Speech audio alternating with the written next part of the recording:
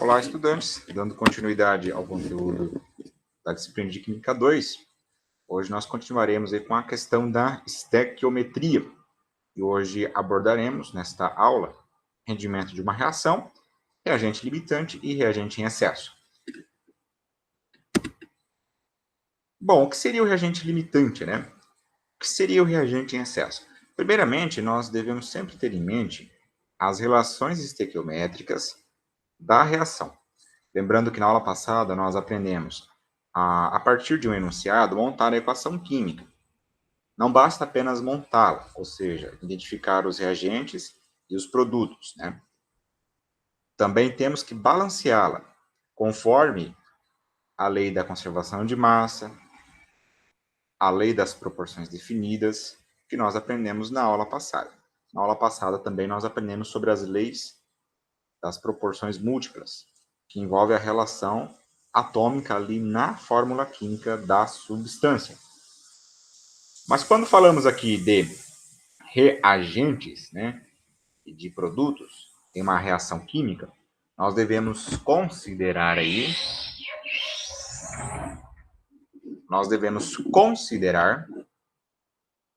a lei da conservação de massa e a lei das proporções definidas, que nós aprendemos na aula passada. Então, aprendemos a montar a equação química, reagente e produto. Aprendemos também a balanceá-la. A partir deste balanço, nós podemos, portanto, estabelecer relações, que nós chamamos de relações estequiométricas, entre todos os constituintes da reação. Todos os constituintes da equação química. Nós podemos estabelecer relações entre os reagentes e produtos, entre os próprios reagentes. Quando nós falamos de rendimento de uma reação, como nós iremos abordar hoje, estamos fazendo relações entre reagente e produto. No entanto, quando falamos de reagente limitante e reagente em excesso, nós devemos considerar as relações estequiométricas entre os reagentes, para identificarmos se existe algum reagente que esteja limitando a reação ou se existe algum reagente que esteja em excesso. Não é muito difícil estabelecermos uma relação, compreendermos, né, essa questão de reagente limitante e reagente em excesso. Por exemplo, vamos supor que uma equação química ela está te informando que a relação estequiométrica entre os reagentes ali, vamos supor que existam dois reagentes. Um é 2 mols e o outro é 5 mols. Qual é a relação estequiométrica, então, entre os reagentes após a equação química estar balanceada? 5:2, porque um é 2 mols e o outro é 5 mols. 2 mols, vamos supor, do reagente A e 5 mols do reagente B. Portanto, a relação estequiométrica é 5:2. Agora, vamos supor o seguinte, que alguém misturou ali quantidades avulso. Misturou, vamos supor, 15 gramas de um, misturou 60 gramas do outro. Nós conseguimos, a partir de regra de 3, estabelecer, considerando aí a tabela periódica, o quanto vale estes 10 gramas que eu falei, né, se não me engano, do reagente A, vamos supor, em mols, e quantos que vale os 50 gramas lá, vamos supor, do reagente B em mols. A gente consegue fazer essa relação a partir da tabela periódica. Inclusive, na aula passada nós fizemos isso. Nós vimos lá que 2 mols, por exemplo, de moléculas de água compreendiam 36 gramas. E aquela relação nós fizemos a partir da tabela periódica. Eu estou dando aqui um exemplo hipotético, né? Mas vamos supor, então, que existam 10 gramas do reagente A e 50 gramas do reagente B. Os 10 gramas do reagente A podem ser convertidos em mols, e os 50 gramas do reagente B podem ser convertidos em mols também. Vamos supor que quando você converta esses 10 gramas de A, deu que existem 2,5 mols, compreendem, portanto, 2,5 mols. Enquanto que o reagente B deu exato lá 5 mols, para facilitar aqui um pouco o raciocínio. Então, convertendo as quantidades em gramas, do reagente A e reagente B, deu respectivamente 2,5 mols de A e 5 mols de B. Perceba que essa questão é o problema real. Foram misturados 10 gramas de A, que equivale a 2,5 mols, e 50 gramas de B, que equivale a 5 mols. Então, a relação real que nós temos é 2,5 para 5. Perceba que se nós compararmos com a relação estequiométrica da equação química balanceada, como eu disse anteriormente, ela é 2 para 5, 2 de A para 5 de B. Então, eu posso dizer o seguinte, ó, olha bem, que o reagente A ele tem 2,5 para 5 mols de B, enquanto que a relação estequiométrica teórica é 2 para 5. Então, olha o reagente A, na quantidade que foi utilizada na realidade, é 2,5 e na equação química é 2. Então, ele tem 0,5 mols a mais do que a relação estequiométrica propõe a partir da equação química balanceada. Então, ele é um reagente em excesso, porque tem a mais. A mais do que? Quantidade de matéria, que obviamente, né, mols, né, pode ser convertido em gramas.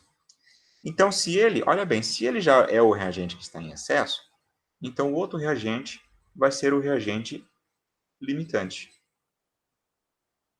E vice-versa. Vamos supor agora que ao invés de termos encontrado 2,5 mols de A, encontrássemos em uma outra situação 1,5 mols de A. Então teríamos 1,5 mols de A e vamos considerar que teríamos também 5 mols de B. Nesse caso, o A seria o reagente limitante, porque se nós compararmos com a equação química, eu disse que na equação química está 2 mols de A para 5 mols de B. Agora, nessa situação, eu tenho 1,5 mols de A, então está abaixo, é o reagente limitante. Ora, se ele é o reagente limitante, eu considero que B, portanto, ele deva estar em excesso. A moral da história é que o reagente limitante, por ele ter uma menor quantidade de matéria, ele será consumido, né, na sua totalidade, isso quase sempre acontece, e o outro reagente, ele não será consumido na sua totalidade, ou seja, ele continuará presente ali no meio reacional, porque ele está em excesso. Ele nunca, em hipótese alguma, né, o reagente em excesso será consumido na sua totalidade. Ele está em excesso, ou seja, após um certo tempo, ele vai sobrar na reação, enquanto que o limitante ele poderá ser consumido totalmente, porque ele não está em excesso. Excesso e limitante sempre comparando com a relação estequiométrica que obtemos a partir da equação química devidamente balanceada. Outro conceito importante que nós abordamos dentro da estequiometria é o seguinte: rendimento teórico e rendimento real. A palavra rendimento é muito importante, né? Por exemplo, numa indústria química, sempre é prezado rendimentos elevados de uma reação química. Se uma reação química ela tem um rendimento baixo, a ciência ela vai estudar uma forma, portanto, né? Os cientistas irão estudar uma forma, portanto, de obter quantidades maiores, ou seja, aumentar o rendimento daquela reação. De preferência, aumentar o rendimento e em um menor tempo, né? Isso é questão de custo-benefício. Então, a questão de rendimento é muito importante quando se trata, por exemplo, de processos industriais. O rendimento teórico é o rendimento que você é o 100%. Né? Esse 100% é o cálculo que você faz a partir da equação química balanceada. Por exemplo, se 2 mols de um reagente formam 4 mols de um produto, você consegue converter isso em gramas. Você saberá, portanto, a quantidade máxima em gramas desse produto que pode ser formado, que está relacionada a 4 mols. A quantidade máxima em matéria, que é mols, é 4 mols do produto. E esse 4 mols ele pode ser convertido a partir da tabela periódica em gramas. Estou trabalhando com a equação química. Eu disse que 2 mols de um reagente formam 4 mols de produtos. Estou trabalhando com a equação química devidamente balanceada. Esse rendimento aí, 4 mols de um produto sendo convertido em gramas, é o rendimento teórico. Só que a vida ela não é tão bela assim, né? Vamos supor que você partiu de 2 mols de reagente, mas na verdade a equação química sugere que deveriam ser formados 4 mols de produto. Na verdade, isso não ocorreu, formou ali 3,5 mols do produto. eram para ter formado, se o rendimento fosse 100%, 4 mols, mas foram formados 3,5 mols. Então, qual é o rendimento da reação? É o rendimento real dividido pelo rendimento teórico. Nesse exemplo que eu estou dando, o rendimento real, se você quiser expressar na quantidade de mols, seria 3,5 mols, dividido pelo rendimento teórico, que é o rendimento que nós obtemos ali a partir da equação química devidamente balanceada. Que nesse exemplo hipotético que eu estou dando é 4 mols. Estou chutando números aqui, né? Coloquei 4 mols de produto que deveriam ser formados, é o rendimento teórico. Então, no laboratório foi obtido, na verdade, que é o rendimento real, 3,5, dividido pelo rendimento teórico, que é obtido a partir da equação química devidamente balanceada, que é 4. 3,5 dividido por 4 vezes 100 é o rendimento real. Eu estou relacionando mol e mol, mas eu posso relacionar também grama a grama. Ou seja, eu posso transformar 3,5 mols, se eu conheço a fórmula química do produto, né? Eu posso transformar 3,5 mols em gramas, a partir da tabela periódica. Eu posso transformar também esse rendimento teórico, que é 4 mols, em gramas, a partir também da tabela periódica. E eu posso fazer uma relação rendimento real com rendimento teórico a partir da relação em gramas, vezes 100. Terei também o rendimento da reação, que será o mesmo. A única questão é que, no primeiro caso, estou trabalhando com um rendimento na quantidade de matéria, né, que é mols, e no segundo caso, em massa em gramas. Bom, essa parte aqui eu copiei da aula passada, né? E na aula passada nós tínhamos aí, a partir desse enunciado, obtido a equação química de formação de água a partir do gás hidrogênio e gás oxigênio. E na aula passada, nós fizemos o seguinte.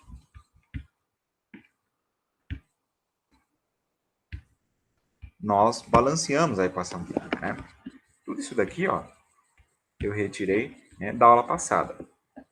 No enunciado está dizendo o seguinte: a partir do gás hidrogênio mais gás oxigênio é formado molécula de água. Nós balanceamos e encontramos que a relação é 2 mols de gás hidrogênio para 1 mol de gás oxigênio, formando, portanto, 2 mols de moléculas de água. Eu posso converter essa quantidade de matéria, mols, né?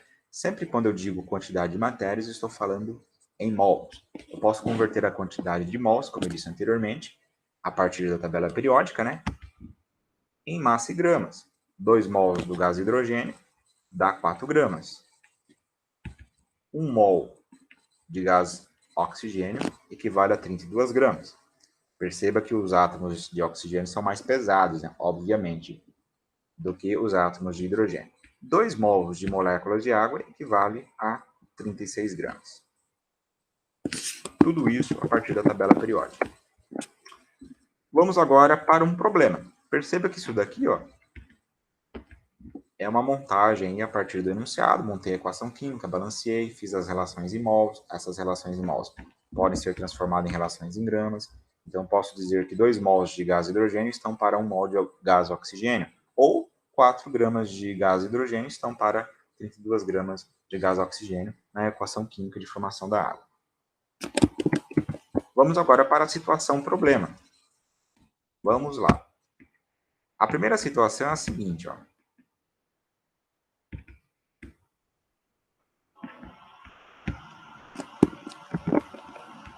Foram misturados 50 gramas de gás oxigênio e 5 gramas de gás hidrogênio em um procedimento químico para a síntese de água. Qual dos reagentes é o limitante?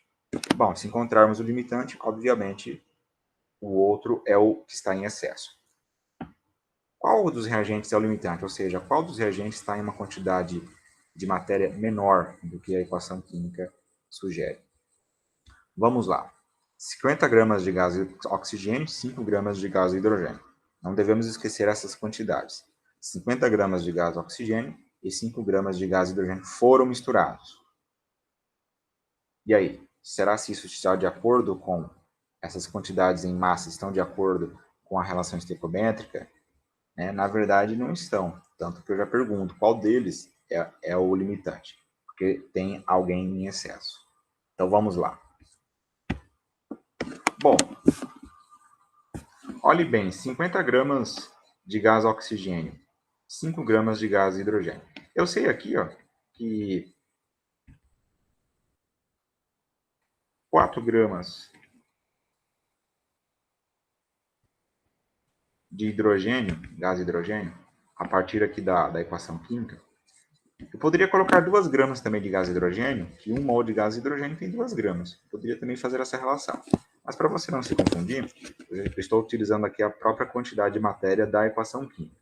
2 mols de gás hidrogênio tem 4 gramas, ok? Ou seja, 4 gramas, então, estão para 2 mols de gás hidrogênio. Eu não escrevi a palavra mol aqui, mas são 2 mols de gás hidrogênio. Logo, olhe bem, no problema eu falo que foram misturados 5 gramas do gás hidrogênio. Então, 5 gramas do gás hidrogênio equivale a quantos mols? Equivale, portanto, a... Resolvendo a regrinha de 3, né? Como que resolve a regrinha de 3? Vamos lá. 2 vezes 5, 10. 4 vezes x, 4x. 4 passa para lá dividindo, portanto, fica 10 dividido por 4. Logo, 10 dividido por 4. 5 gramas equivale a 2,5 mols, tá, de gás hidrogênio. Bom, eu tenho que descobrir qual dos reagentes está como reagente limitante e qual deles está como reagente em excesso. Vamos agora fazer o mesmo raciocínio, mas agora utilizando o gás oxigênio. Eu sei que 32 gramas de gás oxigênio equivale a 1 mol de gás oxigênio. Ok? 1 mol de gás oxigênio equivale, portanto, a 22 gramas. Logo, no exercício diz que foram misturados 50 gramas de gás oxigênio. –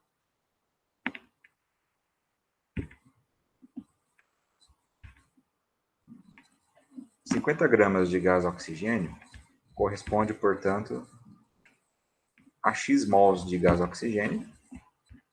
Fazendo a regrinha de 3,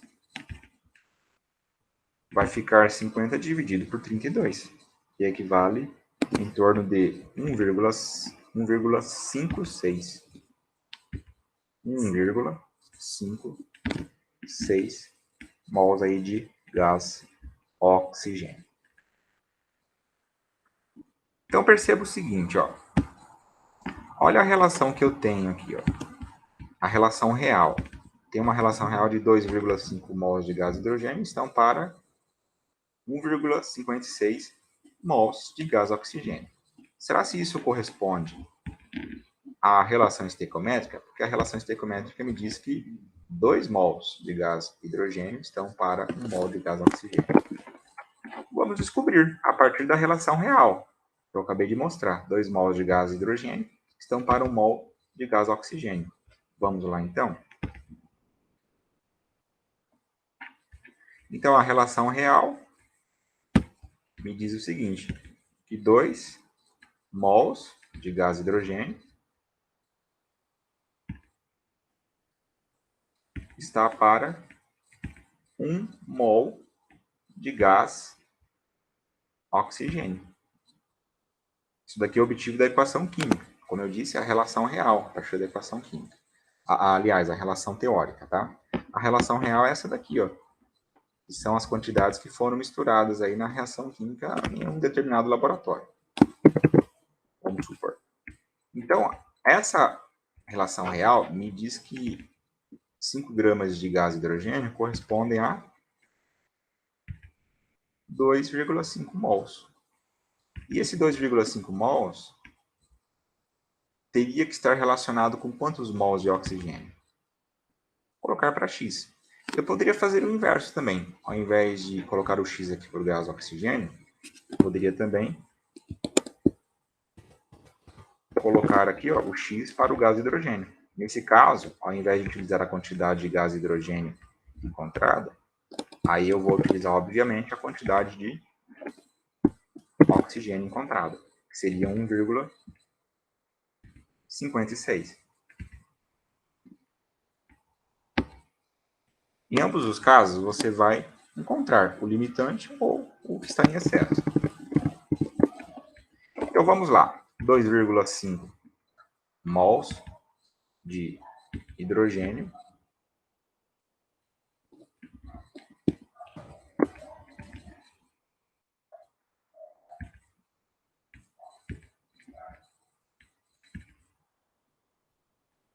está para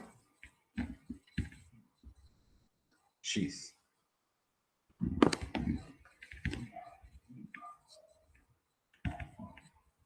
X será igual, portanto, a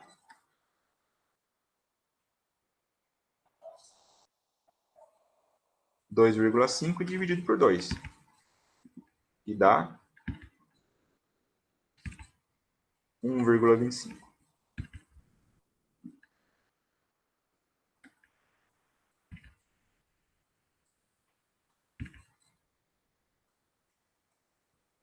Mols de oxigênio. Olha que interessante. Você percebeu aqui, ó, se eu considerar 2,5 mols de gás oxigênio, considerando a relação estequiométrica aqui, ó, obtida a partir da equação química, deveriam existir, para respeitar, entre aspas, né, essa palavra é meio estranha, mas para respeitar a relação estequiométrica da equação, deveriam existir, na verdade, 1,25 mols de gás oxigênio. Mas quantos mols existem na realidade? Porque o que foi misturado lá foram 50 gramas de gás oxigênio. Quantos mols que existem na realidade? 1,56. Ou seja, 1,56, que é a quantidade real, está acima da quantidade que corresponderia à relação estequiométrica. Ou seja, a relação estequiométrica indica que 2 mols de hidrogênio estão para 1 mol de oxigênio.